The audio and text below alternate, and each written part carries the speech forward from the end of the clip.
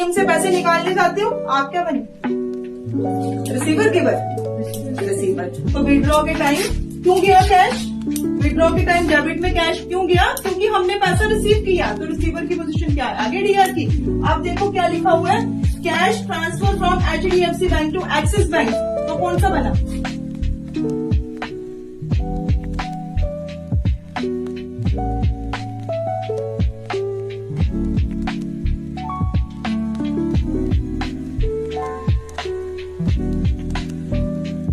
समझ आ रहा है? हमें टोटल भी किया तो 356 आना चाहिए। इन सबका टोटल भी 3-4 आइटम जो है ना सबको ऐड करके यही बनना चाहिए। याद रखिए क्या पॉइंट आप। अगर हम कैश बुक की बात करें तो एक हमारी होती है मेन कैश बुक, दूसरी वाली कौन सी होती है?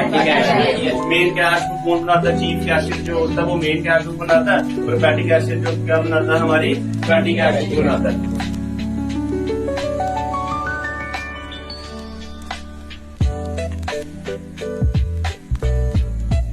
सबसे पहले क्लिपबोर्ड ग्रुप आता है जिसमें आप क्या पढ़ते हो? कट, कॉपी, पेस्ट और फॉर्मेट प्रिंटर। ठीक है।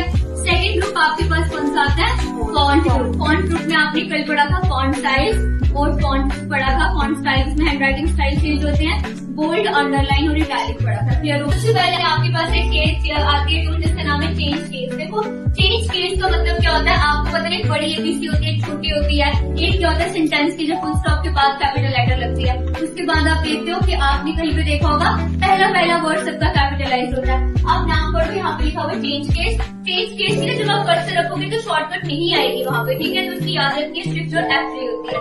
चेंज केस में आपके पास 5 नाम आते हैं, upper case, lower case, sentence case, capitalise, keyword और ट्रिपल केस। तो मैंने अभी बताया अपर केस बड़ी एबीसी, लोअर केस छोटी एबीसी।